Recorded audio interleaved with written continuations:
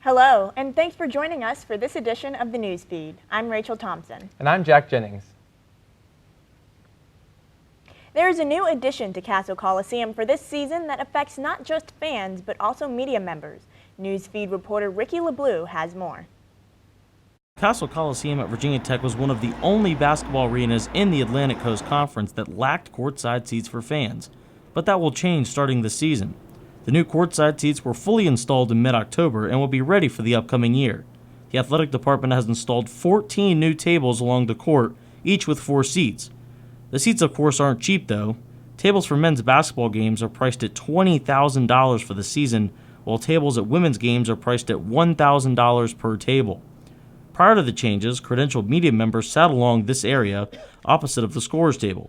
Now, media members will be sitting in a newly constructed section above the tunnel in sections 16, 17, and 18. Collegiate Times sports editor Faizan Hasnani, who covers basketball games, says the new seats aren't all that great. Sitting up in the section that they're moving us to, a lot of your vision will be obstructed by the basket, and it'll be at a different angle. Sitting right on the court side, you get to see everything. So definitely the view will be different, so you'll see things differently, might analyze things differently. But yeah, it'll definitely be pretty different. Fans, however, are all about the new atmosphere at Castle Coliseum and believe the new courtside seats will bring about a better vibe for the team, even if students can't afford the new seats. Yeah, because I know a lot of ACC schools, if not all of them, have floor seats like that available. So I think it's going to be a really big selling point, and I think it's going to seem like a really cool thing to have. According to the athletic department, 2 tables remain for men's basketball games, and a limited number of seats are available for women's games. Reporting for the Newsfeed, I'm Ricky LeBlue. The Virginia Tech basketball teams open play at Castle Coliseum on November 14th. Tickets can be purchased at www.hokiesports.com/tickets. Progress Street, a road right behind Virginia Tech's campus, just recently installed road marker signs warning drivers of cyclists on the road and encouraging drivers to be aware of their surroundings. Some students use their bikes to travel to and from Virginia Tech's campus, especially if they live only a few miles away. Many also agree that riding a bike is faster than driving, but there is also a high risk from those who choose to bike. Drivers are often unaware of the presence of cyclists on the road, but the city of Blacksburg hopes that installing road markers on Progress Street and other surrounding roads will help. Blacksburg has more plans on and around Virginia Tech's campus to ensure that bikers and drivers can share the road safely. Amongst the new changes this campus has faced over the summer, there is none more prominent than the two-way intersection of the drill field. The change has made it more convenient for both drivers and pedestrians around the area. The drill field now has flow circulating both ways, therefore the congestion in traffic has been minimized. Reporter Trey Edmonds speaks on the changes and how they are more beneficial for current students and faculty. Virginia Tech experienced some major changes on its campus during the summer break, one in particular being the two-way street around the drill field.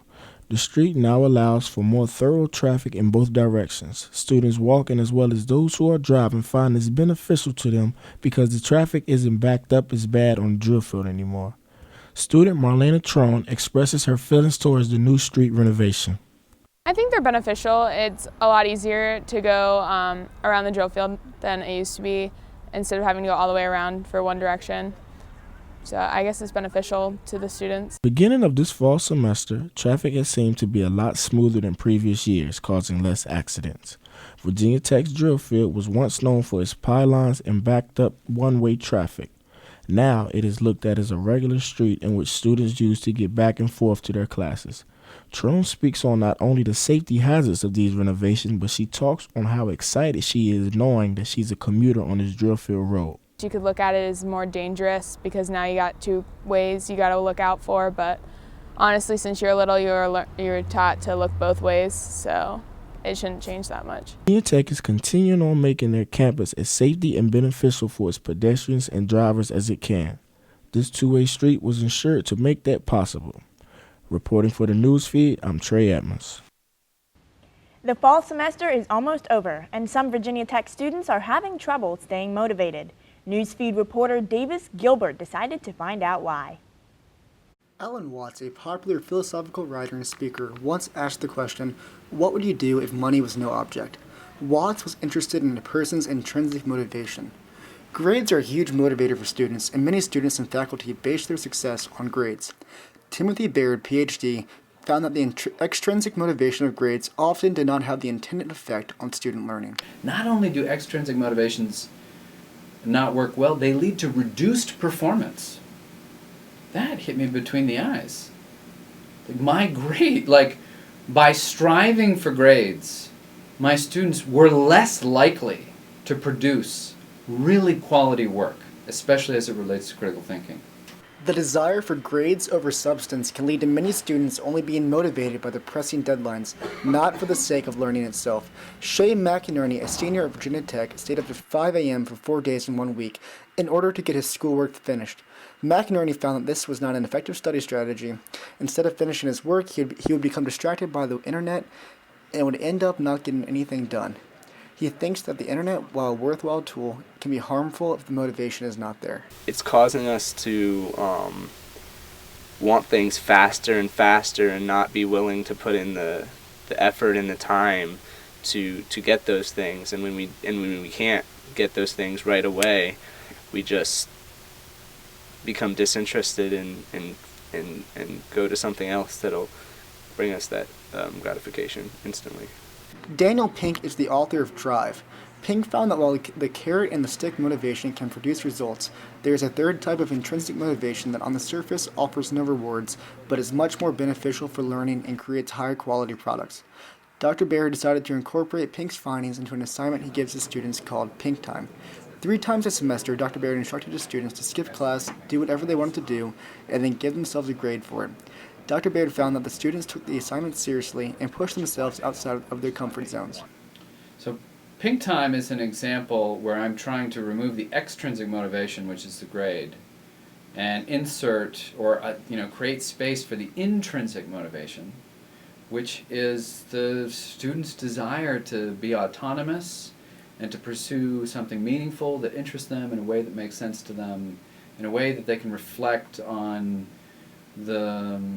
how well they did this thing. This is Davis Gilbert reporting for the newsfeed. So far, 250 Pink Time projects have been completed, and Dr. Bard and a colleague, Dr. Canola, are interested in understanding what aspects of self-regulated learning can be enhanced and adapted to different courses. Just ahead on the newsfeed, we'll find out the history behind the so-called haunted St. Albans Sanatorium in Radford. And an update on Help Save the Next Girl and the organization's continued efforts in keeping young women and girls safe. Stay with us.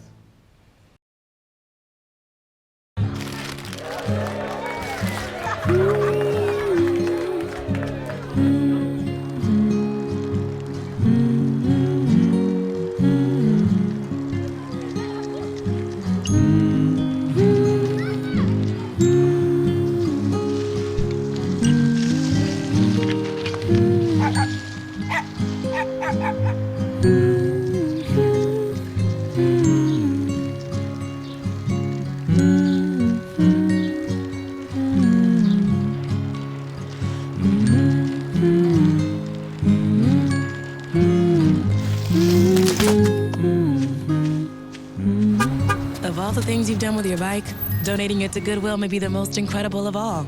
Your donations help fund job placement and training for people in your community, which means your stuff can be more powerful than you think. Donate stuff, create jobs.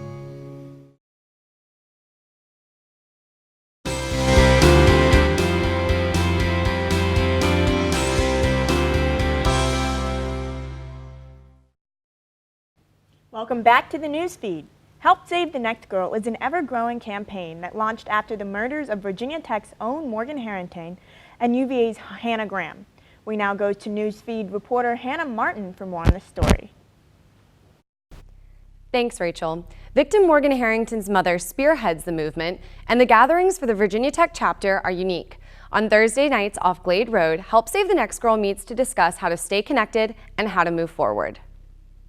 Help Save the Next Girl is an organization on Virginia Tech's campus that was created to aid in the prevention of sexual assault. Jill Harrington, mother of victim Morgan Harrington, explained its mission. We didn't want any other families to undergo the same anguish that we have.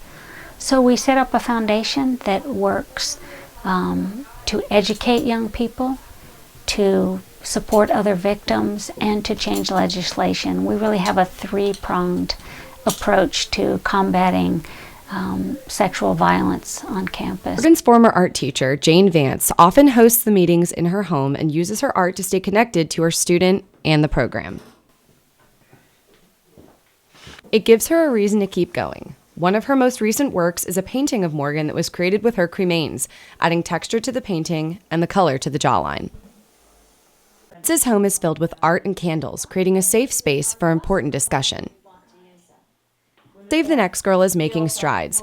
A race car was just donated in honor of the project. They've received support from Virginia Tech, and they're hoping to get national license plates. They urge women to realize that danger is often hidden in plain sight. Anyone and everyone is welcome at these meetings. And as they say, if you could help, why would you not? You can get involved with Help Save the Next Girl by attending a meeting or sending them an email. It's a great cause to be involved with. For the news feed, I'm Hannah Martin. Back to you at the news desk. A club on Virginia Tech's campus is changing the way students think about people with disabilities. Best Buddies is an international organization that seeks to change society's perception of people with disabilities by providing them with opportunities to form relationships. The Virginia Tech chapter was founded in 2005 and pairs students with buddies to form friendships through individual and group activities. One group activity that the club participates in is bowling at the NRV Super Bowl every Thursday. This event provides an opportunity for students to interact with their buddies on a weekly basis. But many club members, including Vice President Katie Gerard, see their buddies more than once a week. Mandy and I, we love to go bowling. We go out to dinner. We go out to dinner every Thursday before bowling. And we talk on the phone, and during the summer we FaceTime. The club also organizes events like talent shows and themed dances for the buddies. Gerard said the main purpose of these events is to make the buddies feel good about themselves and know that they have really good friends.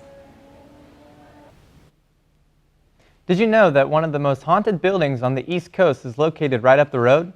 Radford is home to the old St. Albans Sanatorium. Reporter Russell Griffin has more. Located on University Park Drive in Radford, Virginia, stands one of the most paranormally active sites on the East Coast. St. Albans was first opened in the late 1800s as a highly competitive boys' school and later transitioned into a hospital for the mentally insane. Since the building's existence, many terrible acts have taken place within and around the building, including murders, suicides, and experimental psychoanalysis testing. The sanatorium is now closed, and for the past decade, different paranormal investigators have conducted investigations and have had alarming results. The building now serves as a historical landmark. Tours, investigations, and Halloween festivities are made available to anyone daring enough to enter the building's hallowed halls. Well, in 1890, of course, Dr. George Miles had came from Smith County to open a boys' school. So he had built the two original buildings and opened the boys' school in 1892. It was a boys' school on and off until 1916 when Dr. King opened the St. Albans Sanatorium. Treated everything from, depression to schizophrenia to, whatever in between. And of course, with any mental illnesses, there's always the tragedies. On a day-to-day basis, their goal is to save this building. It'll be 125 years old in January. It is a major part of history for this entire area. For more information on St. Albans spooky history, visit their website at stalbansvirginia.com. That will wrap up this edition of the Newsfeed. If you have a story idea for the Newsfeed, let us know. Send us an email at thenewsfeednrv@gmail.com. And as always, you can also connect with the Newsfeed on Facebook and Twitter. Thanks for watching. I'm Rachel Thompson. And I'm Jack Jennings.